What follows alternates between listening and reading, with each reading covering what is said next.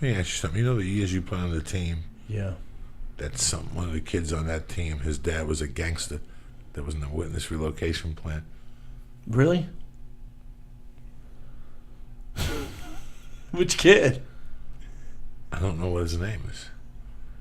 I never really asked. He called into the show a couple times, and we were talking about it. That's where he lived when he was in the witness relocation plan. They recruited him out of Boulder, Colorado, and he lived in Boulder. And now he doesn't. He didn't go pro. He lives in San Francisco, selling something or something. Black kid? No, white. How can a black kid be in the fucking mafia? Yeah, that's true. That'd be called. No, Yeah. he's a white kid. That's really crazy that you said that. I just remembered that. God, I wonder who it is now. There was a drug dealer in Aspen that had been blown up. That the fucking papers, they took to the fucking cleaners on this guy. He was making $6 million every fucking 6 weeks. They fucking blew him up in a Jeep in Aspen while he was working out. Every night he always paid somebody $10 to go start his car. This night there was nobody around. He went out and started his car. Damn, the one time. Oh my Ain't God. that a bitch? And he lived. Oh, really? He just bled out on the way to the hospital. I mean, this motherfucker lived. You got that much money hidden. They went to his house. They killed him 30 days before he went on trial. They had gone into his house a year before and found pockets full of cash in garbage cans. He would hide it like if it was leaves in the outside. Damn.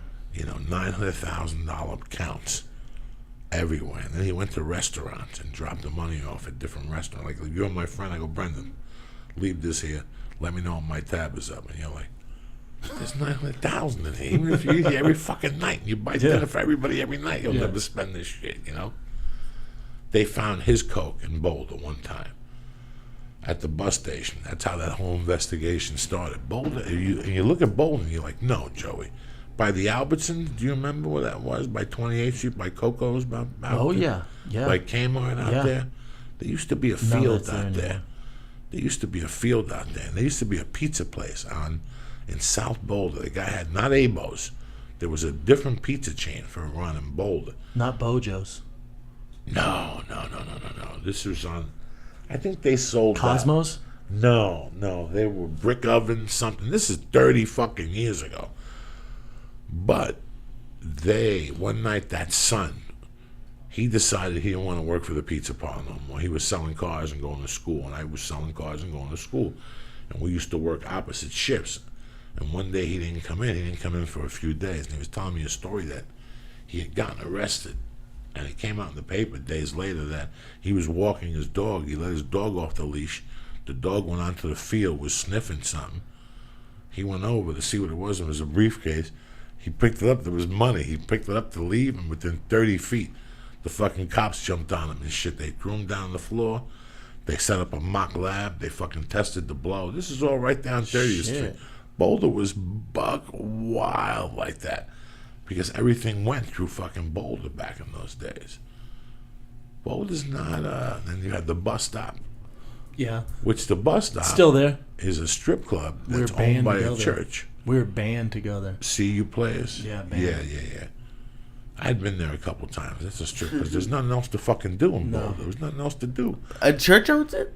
A guy that owned it died and left it to a church.